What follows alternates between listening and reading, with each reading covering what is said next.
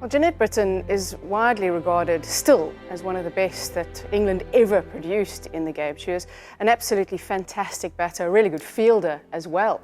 From a point of view of test matches, she's still the highest run scorer, scored 5 test centuries, which is an incredible effort considering how few test matches she was able to play in. Well, Jan Brittin straddled eras, not just in English women's cricket, but in the global game. When she first played a test match in 1979, one of her teammates was Rachel Hayhoe-Flint, who was a leading figure in the women's game at the time. And when Jan Brittin played her final test in 1998, almost 20 years later, she opened the batting with Charlotte Edwards, who was a giant of the modern game. So Jan Brittin was there as women's cricket developed from its amateur era into the professional era, really. One of her teammates called her a professional in an amateur era. She had so many qualities as a player and as a teammate and as a person. Everybody who knew Jan speaks unbelievably highly of her. As a cricketer, she was an amazing technician. She was very classy as an opening batter. Many people spoke very highly of her technique and how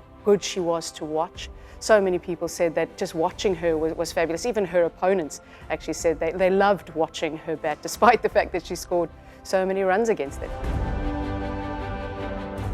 Well, Jan Brittin always says that the highlight of her career was the 1993 World Cup, which took place in England.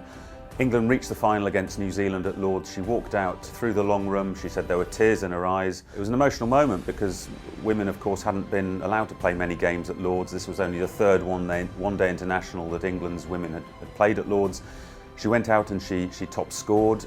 She took the winning catch and England won the World Cup. The series that really sticks in my mind was my first Ashes series in 1998 and ended up being Jan's last series before she announced her retirement. And that Ashes series came on the back of a 5-0 hammering by Australia in the ODI series. Jan made 100 at Guildford in the first test match, which we drew. We then went up to Harrogate for the second test, where she did make 150 in the first innings. And then in the third test at Worcester, she also made 70 odd. So it was a series of real dominance from her at the top of the order. And to watch her go about her business was, I was full of awe and admiration for the way she played in that series.